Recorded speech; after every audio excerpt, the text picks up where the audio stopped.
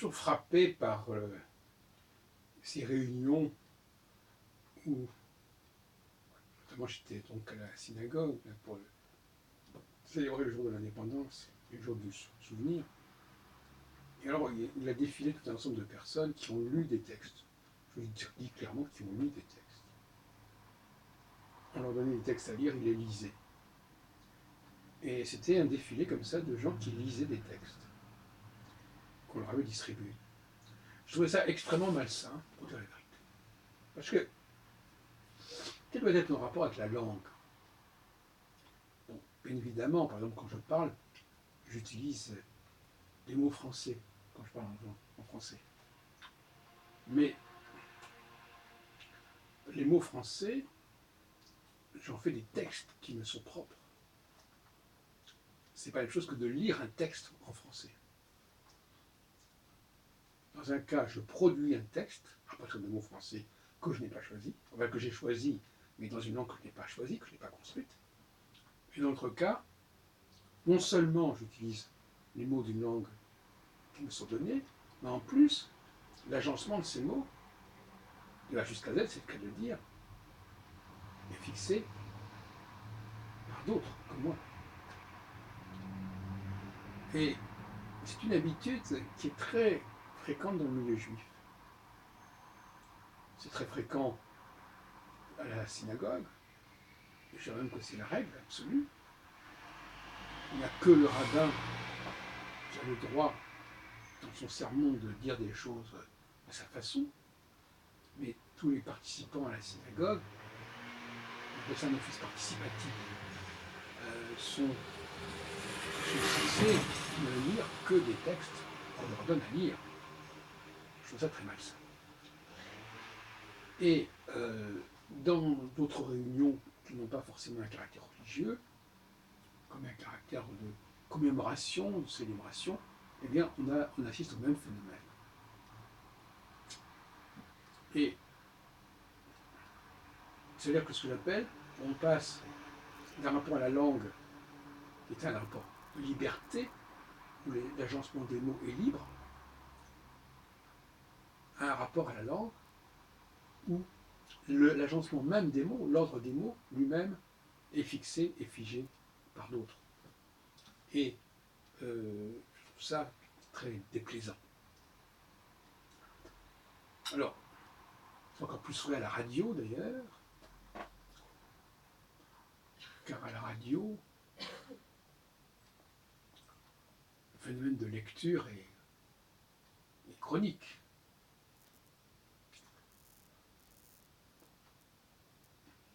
On a inventé une forme d'interview, de pseudo-interview, où la personne lit un texte et puis de temps en temps, il est prévu qu'on l'interrompe pour lui poser une question qui lui permet de continuer à lire son texte.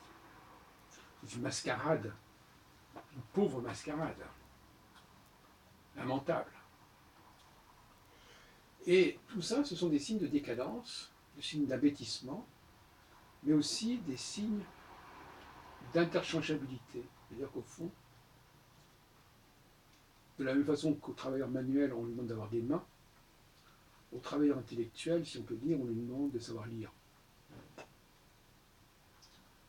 Vous savez lire? Ah bon, ça va, vous faites l'affaire. Voilà. Vous savez lire? Alors maintenant, on lisez ce texte, et puis c'est bon. Voilà où on en est. Donc on traite les gens comme des machines, en quelque sorte. Des lecteurs, comme on dit aujourd'hui. Comme on dit un lecteur de CD. Tiens, vous savez lire. Au fond, vous savez lire, vous savez conduire. Voilà, ce sont des qualités qu'on doit avoir pour avoir une utilité sociale. Vous lisez ce qu'on vous donne à lire et vous allez là où on vous demande d'aller en voiture. Vous conduisez là où on vous demande de nous conduire.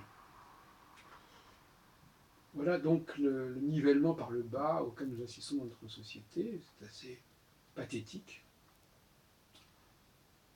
Et ça permet en tout cas de faire que les gens sont complètement interchangeables et au fond qui les différencie, c'est le texte qu'on leur donne à lire. Mais ça peut être aussi ce qui les différencie, c'est l'appareil qu'on leur donne à utiliser. Donc on se moque complètement de ce qu'ils sont en eux-mêmes. Ils ne sont que ce qu'on veut bien qu'ils soient, puisque ce qu'ils sont, c'est l'objet qu'on leur donne à utiliser. Le texte qu'on leur donne à lire, etc., etc. Donc finalement, ils sont déterminés de l'extérieur par une fonction qu'on leur attribue, et on ne fait absolument aucun cas de leur valeur intrinsèque intérieure.